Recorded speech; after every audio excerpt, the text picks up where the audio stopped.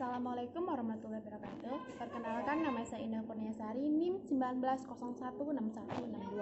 Pada kesempatan kali ini, saya akan membahas materi mengenai Angkatan 66. Nah, penamaan Angkatan 66 dalam bidang kesusastraan diberikan oleh Habib Yasin.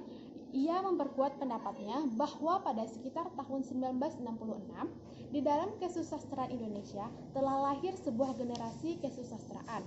Nah, istilah Angkatan 66 sebenarnya diilhami oleh peristiwa politik kebangkitan generasi muda yang dipelopori oleh KANI_KAPPI dalam menumbangkan Orde Lama. Beberapa bulan setelah meletusnya kudeta G30 SPKI yang gagal pada saat itu, kebanyakan mereka adalah aktivis pada Orde Baru. Kelompok itu berjuang membela kebenaran dan keadilan berdasarkan Pancasila dan Undang-Undang Dasar pada tahun 1945. Meruntuhnya ketidaktaraan dan penyelewengan politis yang menjurus ke komunisme. Angkatan 66 adalah istilah politik Habib Yasin.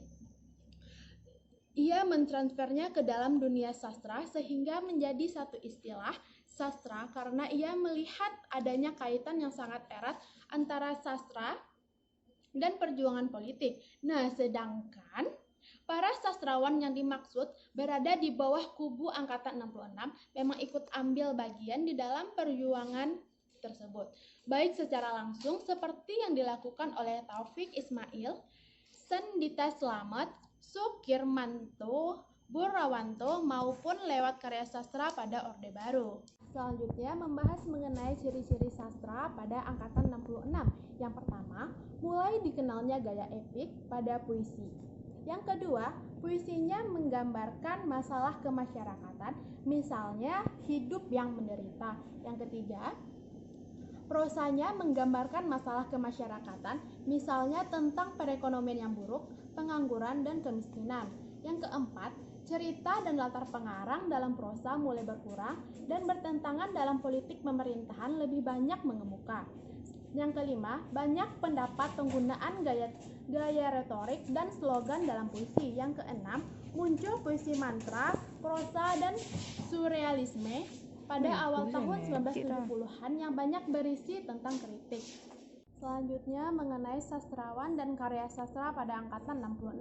Yang pertama, Taufik Ismail yang karya sastranya Malu Aku Jadi Orang Indonesia. Yang kedua, Tirani dan Benteng. Yang ketiga, Buku Tamu Musim Perjuangan. Yang keempat, Sajak Ladang Jagung.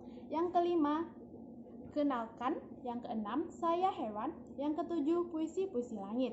Selanjutnya, Sutardi Kalzom Bakri yang karya sastranya Amuk. Yang kedua, Kapak. Selanjutnya, Abdul Hadi WM. Yang pertama, karya sastranya Meditasi pada tahun 1976.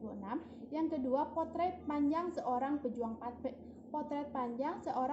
Pantai. Yang ketiga, Tergantung Pada Angin, itu pada tahun 1977.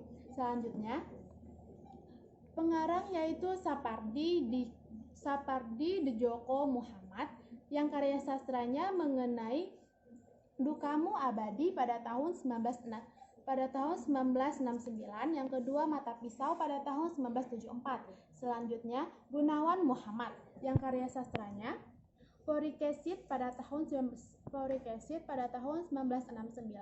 Interlude pada tahun 1971, Potret Seorang Penyair Muda sebagai Simalin Kundang pada tahun 1972.